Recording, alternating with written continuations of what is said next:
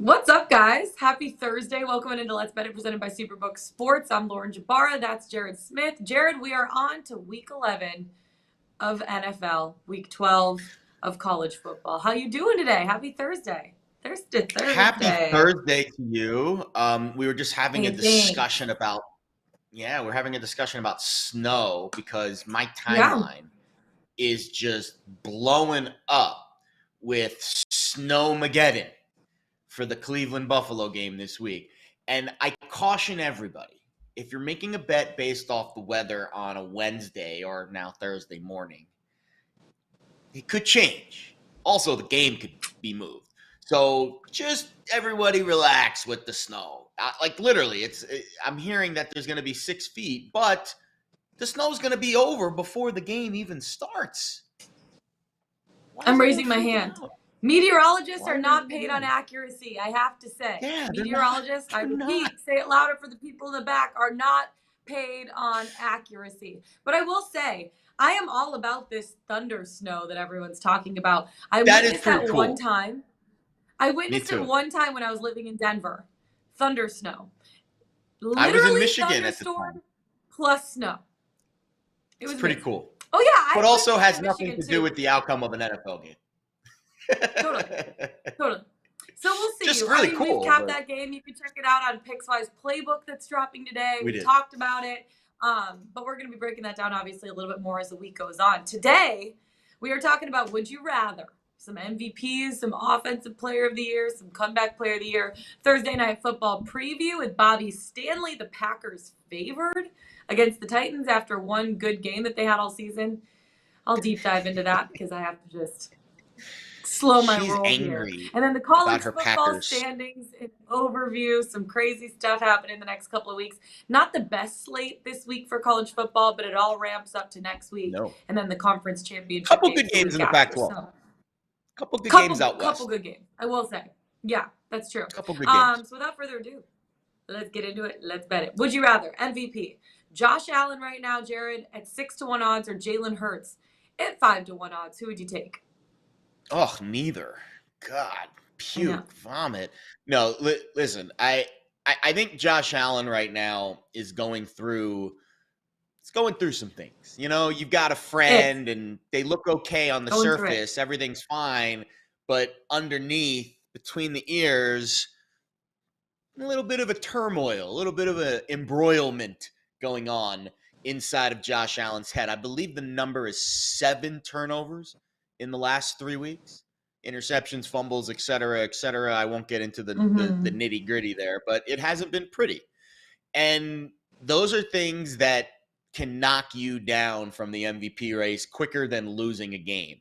Even if you win a game and you throw 3 picks, it changes the dynamic. It changes the QBR. It changes the analytics. And so many of these awards these days are based off of the nerd reporters, me kind of being one of them now. Sadly, I don't get a vote, but I'm kind of in the nerd category that looks at a lot of these EPA, completion percentage, QBR numbers, and it's an easy plug and play. So I think I would prefer Jalen Hurts right now. But at the end of the day, I do think Josh Allen's upside is higher if he can just get out of his head. Yeah, it is going to be interesting to see. I feel like that's the thing for me. I feel like everyone was waiting for a while for the Packers to be good and Aaron Rodgers to figure it out, for the Bucks to be good and Tom Brady to figure it out. Now people are waiting for Josh Allen to figure it out. It's only been 2 bad games, really, like 2 that weren't very good. I feel like this could be a good bounce back spot for him, pending weather, obviously, because it's hard to have a good game when you're in the middle of a snowmageddon, thunder, whatever they're liking to call it. I want But it'll be Tua interesting in how this market, though. Tua's the guy that I I know. really like. Yeah, and that brings us into our offensive player of the year, which kind of helps a little bit. Tyreek Hill at 3.5 to 1, because him and Tua have been having that connection all season, or Justin Jefferson at 2.5 to 1 in this spot. Who would you favor? Because their numbers are pretty similar. I mean, Tyreek has 1,148 yards on the season. Justin Jefferson is 1,060 on the season. Justin Jefferson has 4 touchdowns. Tyreek Hill has 4 touchdowns. It obviously all depends on what happens these next 7, 8 weeks of the season and then into the postseason. But Tyreek Hill and Tua Tagovailoa have that best 1-2 connection, in my opinion, right now. I agree. I think it is a fascinating discussion on whether or not Tyreek Hill having a 2,000-yard season would take away from Tua's MVP attention. It's like when you split the vote, you have 2 great players on one team. Is that going to impact Tua's MVP campaign? I think I would lean Tyreek because, again, all of the nerd numbers that I'm looking at right now tell me the Dolphins have the best offense in the league, minus the Chiefs. The Chiefs and the Dolphins are kind of 1A, 1B. So yeah, I kind of think Tyreek. Let's leave it at this. Someone on Miami's offense deserves to win some kind of award this year. I don't know if it's MVP or overall or whatever it is. I would be surprised if this season, if it continues on the current path that it's on, does not garnish some kind of hardware for someone on this Dolphins team. So based off of that sentiment alone, I'll go Tyreek Hill.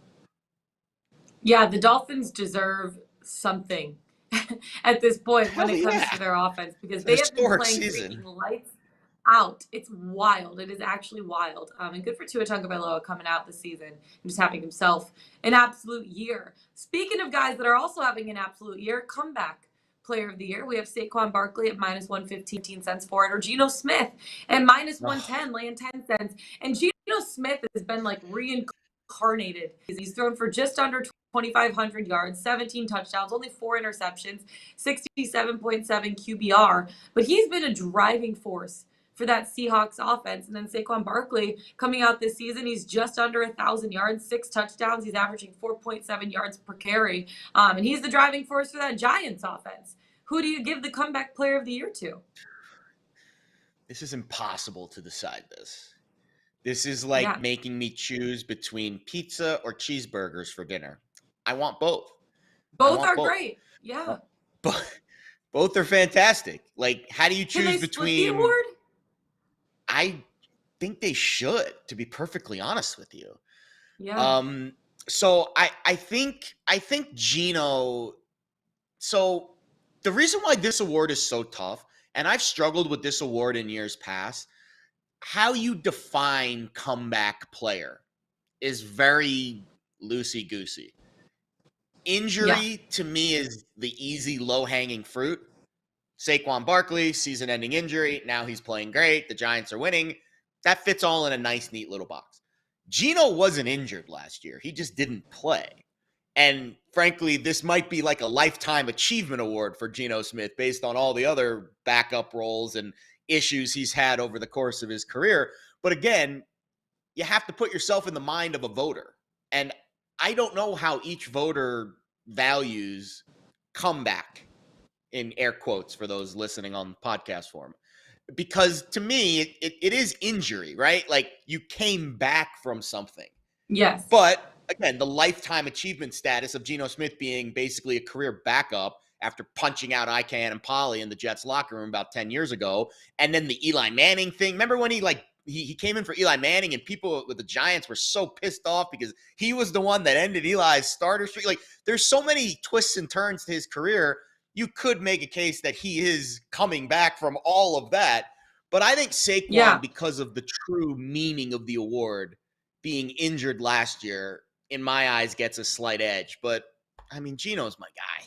Tough to go against him. Yeah.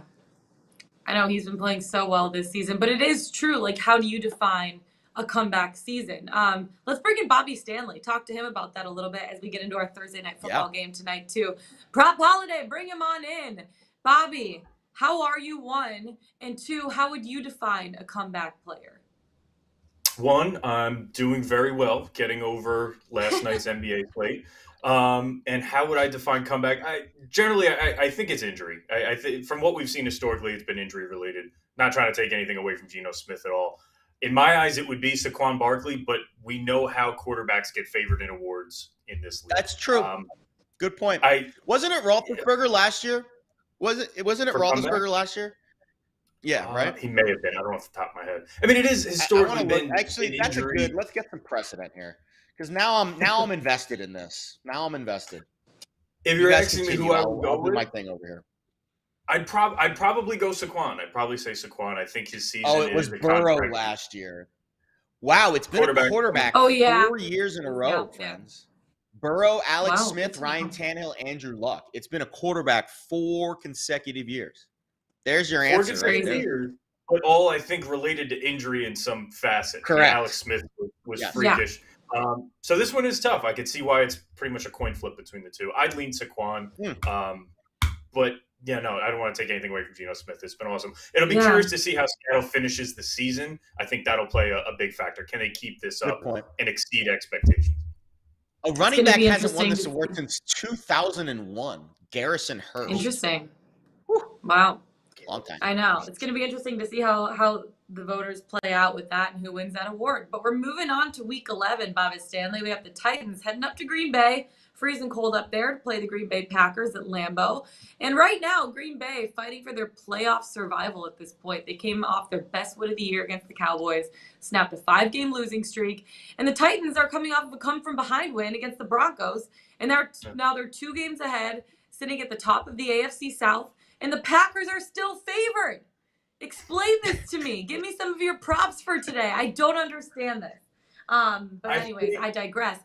Yeah.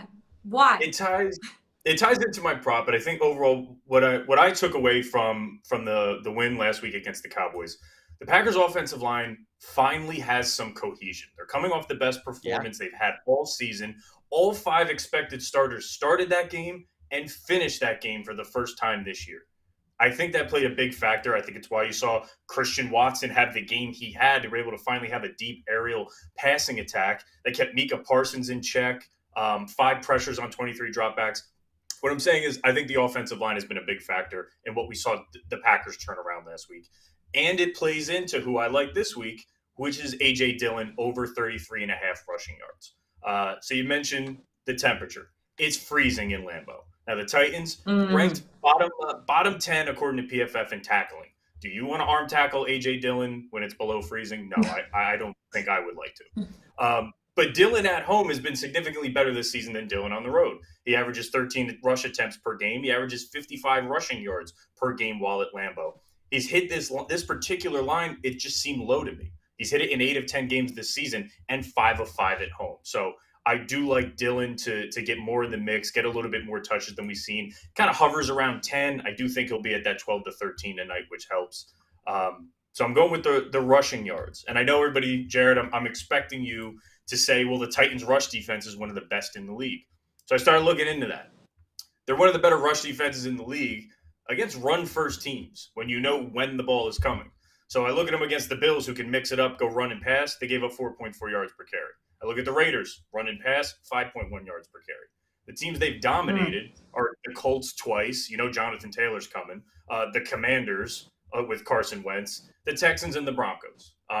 So I think this is a game where offensively the Packers can mix it up. They can stretch the field a little bit more, and that's going to help A.J. Dillon in the rush game. So over 33.5 rush is my favorite play tonight. Do you ever watch those old lawyer shows when they're in the courtroom and objection, Your Honor, asked and answered? It's kind of what you just did. You basically just asked and answered your own question that you and hammered it. thought I was going to ask. So I'll give you a fun fact about the Packers offensive line. John Runyon Jr. Lauren, you should remember that name. John Runyon Sr., famous Michigan lineman in the league for a long time. Now his son is the starting right guard for the Packers, which is pretty cool. Bakhtiari, Jenkins, both questionable tonight. I kind of like what the Packers did with their offensive line. And you mentioned the stability. Obviously, the health of Jenkins and Bakhtiari is huge. But they kicked Jenkins inside from tackle to guard, and they put him on the same side as Bakhtiari. And it basically what it did is it kind of overloaded their line and put their best two players, I think, on the same side of the line. And, these offensive linemen, most of them can go guard tackle, and it's not a huge adjustment for some of them. And I guess for Jenkins, it's kind of worked because I do think this running game is impactful for Green Bay. And when you play tonight, I think the wind chill is going to be 10 degrees. You need to run the football. This is football weather, right? I hate using cliches, but that's what it is for sure. Speaking of football weather, Derrick Henry's another guy I wouldn't want to tackle in these conditions tonight, but you're going with the receiving yards tonight for Mr. Henry. Tell me why. I am, and I was kind of pleasantly surprised when I stumbled upon this play. His receiving yards are 11.5, and you don't think of Derrick Henry as this pass-catching running back. But the Titans made a significant change after losing the first 2 weeks. So in week 3, they started getting Derrick Henry involved in the passing game pretty actively. I mean, not to grand success, but certainly over 11.5 yards success. He's on pace to have his best receiving season of his career. Both yards and receptions, he should completely blow out of the water. In those 7 games since they dropped the first 2, they're 6-1. So whatever they're doing is working.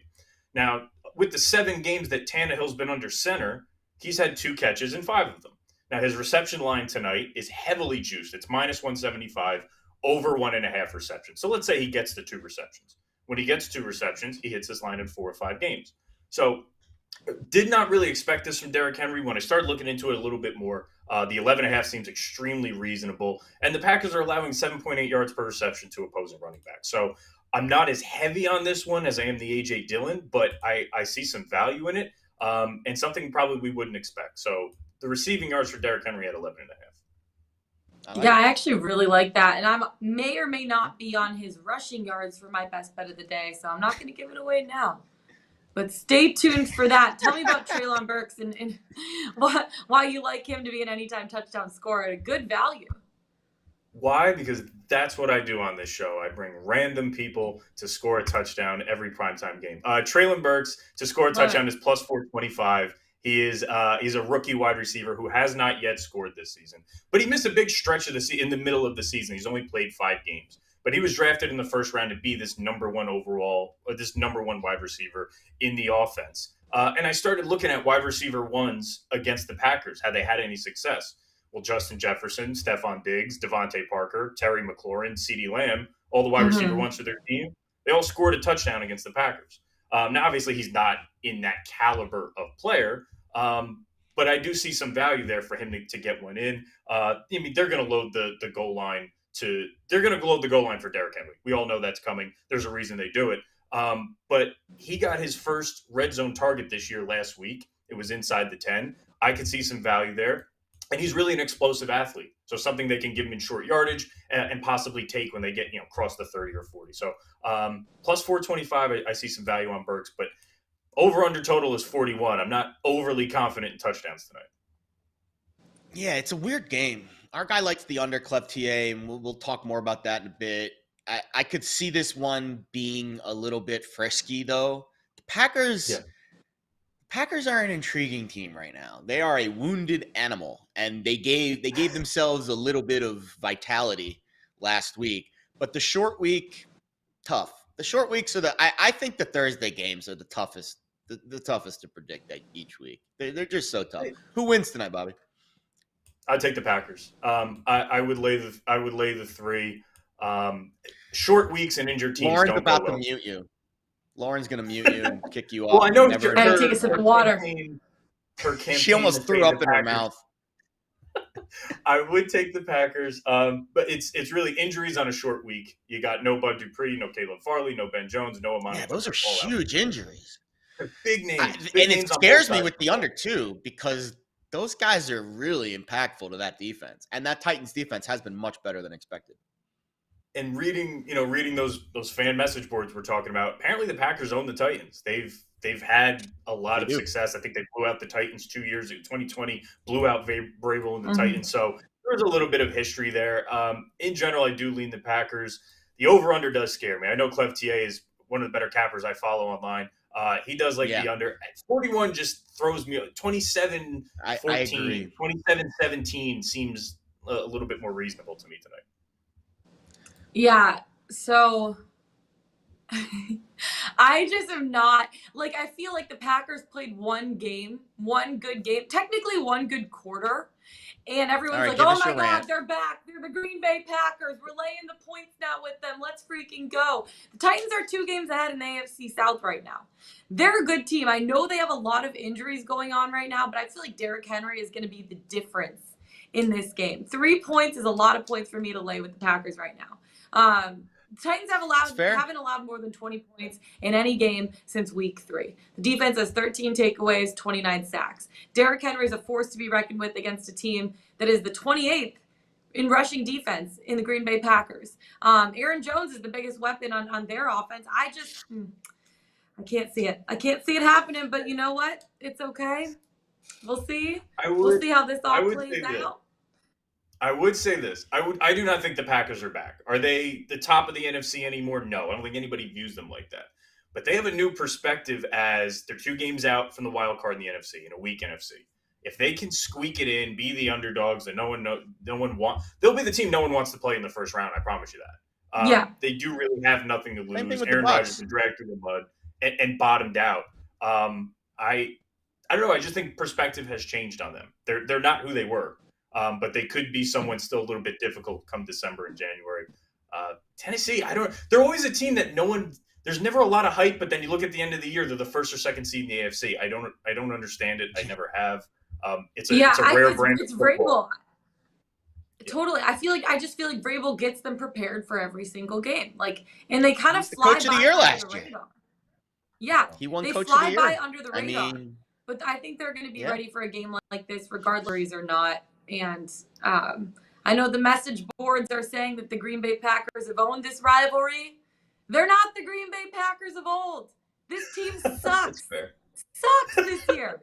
I don't know. But, I digress, Bobby Stanley. I digress. Needless to say more. So you think the Packers win. You'd lay the 3 points with them. But I love the props. I'm going to actually tail you on that Treylon Burks anytime touchdown score plus 425. Why not? Let's do it. Why not? Thank you for coming on. Sorry, I just gave you a whole mouthful, but you know me. I have not been on the Green Bay Packers all season. I'm going to stick to my guns on this one. Guys, thank you for having me. Bye tonight. Yeah. Best of luck. We'll see you Sunday. Have a good one. Great job, Babbo. Babbo, let's take it from men to boys. Men to boys. It doesn't necessarily work the same instead of boys to men, but you know what? It's fine. College football playoff rankings. This is going to be interesting to see how everything plays out the next couple of weeks. Right now, Georgia 1, Ohio State 2, Michigan Go Blue 3, TCU 4, and then there's the outliers that are just kind of waiting to squeak and get in. And Tennessee, LSU, USC, and then I don't really think Bama stands a chance at ranked 8th, and they're 8-2 on the season. But it's just the next 3 after the top 4 is where it gets interesting because LSU plays Georgia in 3 weeks. The Vols already have a win over LSU. USC could slide in. It's going to be interesting to see how the committee treats the loser of the Ohio State-Michigan game because a close game, the loser might get the 4 seed, but a blowout, Tennessee could slide in. And then you have TCU in the Big 12 title game. If they lose, there isn't another Big 12 team to replace them. One of the lurkers could get in. And then if LSU beats Georgia, that's a tough one. The lurkers. The lurkers. I love calling it that. That's if LSU beats Georgia, that's tough because it's a 2-loss SEC champ in LSU, a 1-loss SEC runner-up in Georgia, and a 1-loss Tennessee who dominated LSU earlier in the season. What's going to happen, Jared? This is wild. It's chaotic. It's crazy. When you say lurkers, I think of people in your DMs, in your comments, trying to score just a slice of your attention. lurking. Yeah. That's the first thing I think, not you specifically, but just in general, people that lurk, that, trying to get I don't know. I won't take it any further from there, but that was where my brain went when you said that. Like a peeping Tom. They're just peeping into that top four. Yeah, like, that meme, the sickos with the guy in the window, like waving, like with the weird face. Yeah. Like, that's kind of how I viewed that. All right, let's get back to the business at hand. And there's certainly a case to be made for all of them. There is an alternate reality for my Marvel friends out there, as now the multiverse has split into all of these alternate realities, that all of them have a spot in the playoff. I like to let the market be my guiding North Star. So there you see the odds on your screen right now. Georgia, Ohio State, Michigan, Tennessee, top 4. I think TCU, oh man.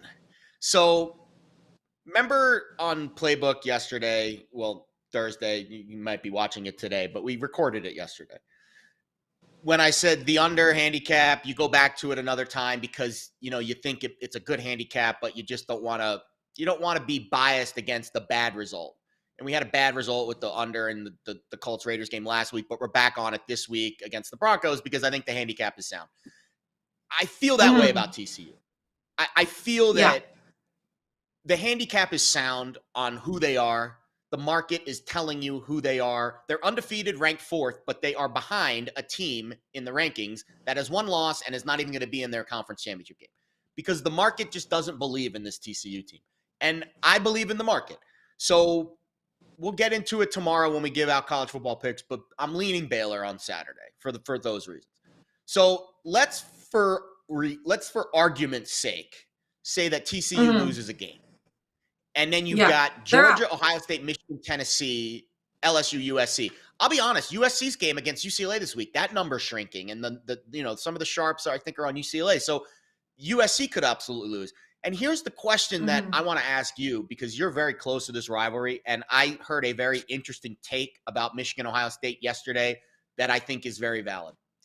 David Ross does a great job for VSiN. A friend of mine, he gave out this take yesterday. He said that the timing of the Michigan-Ohio State game is crippling the Big Ten. For instance, if Michigan played Ohio State the first week in October, like Tennessee and Alabama usually do, I think it's the second week, whenever they play each other, early October, and not the last game of the regular season where it's the last thing you remember, I see a world where it doesn't matter who wins that game. As long as it's relatively close, Michigan and Ohio State would still be, regardless, in the top 4, the loser of that game. Do you think the timing of the Michigan-Ohio State game absolutely cripples the loser of that? And should they move the timing of that game, frankly? To be honest with you, I don't think they should move the timing for that game. That's what everyone looks forward to. And I still feel like if it's a close game, both Ohio State and Michigan can get in. It just sucks that they're in the same division within the Big Ten, because then you look at the West and it's like there's not really anybody there. Like the fact that Georgia and Alabama are on opposite sides, it makes it a little bit better for them in the regular season. But the fact that Michigan and Ohio State are on the same side, it's like they're usually 2 of the top teams. I mean, Michigan State, depending on the year that it is sometimes in there too. But you're putting 2 of the best teams on the same side every single year. I don't necessarily think that they should move that game. Recency bias, I feel like, because here's the thing. I feel like at the beginning of the season, you're not as good of a team as you're going to be as you play week in and week out and build that chemistry and continue to push and continue to go. And I just feel like the excitement that builds up for that game, I mean, it's what everyone looks forward to every single year. If it's a close game, both Ohio State and Michigan are going to be in the college football playoff. If it's a blowout, especially if TCU and especially if TCU loses and USC loses, and then you all of a sudden, like, imagine you have like 2-loss Utah that wins the Pac-12, which is very possible. If Utah wins this week, Oregon, it looks like Bo Nix is not going to play. That line is flipped. I very easily could see Utah going into Autzen and winning that game. Then Utah goes to the Pac-12 championship game, plays the winner of UCLA and USC. If it's UCLA, they've got 2 losses. They just lost to Arizona. So, yes, you absolutely can make a case that it really doesn't matter who wins Michigan, Ohio State. They both might be in. And then you've got But Georgia, it has to be a close game. Ohio if it's a State, blowout, Michigan and Tennessee. No chance. Yeah, if it's a blowout, there's no chance that Whatever team gets blown out is out.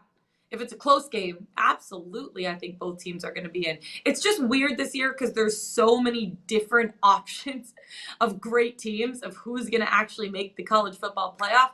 Like I said, like LSU plays Georgia in 3 weeks, and the Vols have already won over LSU. USC could slide in, and then it will be, you know, the Ohio State-Michigan game, TCU in the Big 12 title game. If they lose, there isn't a Big 12 team to replace them. If LSU beats Georgia, because there's a 2-loss SEC team, SEC champ in LSU, a 1-loss SEC runner-up in Georgia, and a 1-loss Tennessee who dominated LSU earlier in the season. It's like there's so many different options, and I think it all just depends on the opinions of the voting pool. You know what I mean? Like, what are the voters Here's my nightmare think? scenario, and you tell me if this is – oh, Kyle just made an interesting point. What happens if Michigan and Ohio State lose in the Big 12 in the Big 10? First of all, if Iowa or Illinois There's beats no Michigan chance. or Ohio State, they don't deserve to be in the college football playoff. But so imagine TCU loses and USC loses, and you've got 2-loss Utah, you've got 1-loss TCU, and then you've got 2-loss Alabama. How do you grade Bama that? doesn't get in. Bama's not in. Well, like compare. So like you've got those 3 teams that we talked about: Georgia, winner of Ohio State, Michigan. Let's say it's a blowout. Ohio State blows them out. Then you got Tennessee, very deserving 1-loss team that's beaten Alabama and that's beaten LSU. That 4th spot, TCU's done. Once TCU loses a game, they're going to fall so far in the rankings, they got no chance. Let's say they lose. Yeah. And then USC loses, and you've got 2-loss Utah that wins the Pac-12 championship. Alabama has no shot based off of that?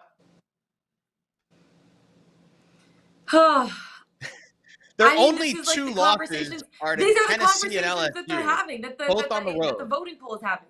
These are the conversations that the voting pool is having. Yeah. I feel like they need to pull up specific stats at that point, look at every single game on their schedule, determine strength of schedule, who's beating the hardest teams, what those losses looked like for those teams. It's going to be interesting to see how that plays out. To be honest with you, I'm just glad that I don't have to decide that because I'm stressed just thinking about those guys having to make that decision.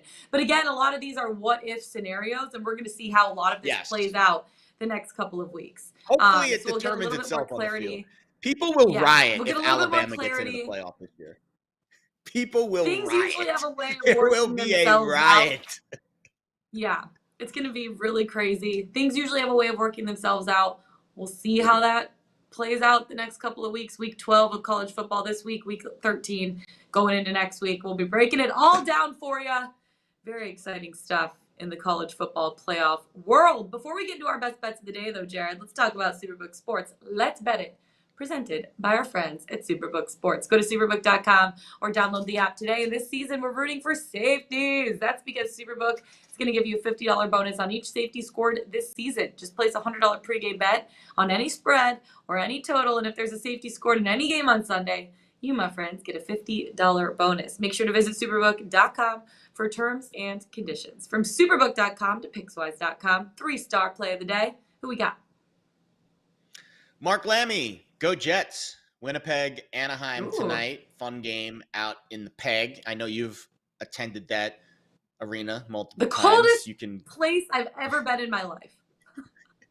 Probably pretty chilly right now, I would bet. It was negative 46 degrees Fahrenheit with the wind chill. No, like that's awful. They made me do a feature where I walked outside just for like 3 seconds just to see how cold it was.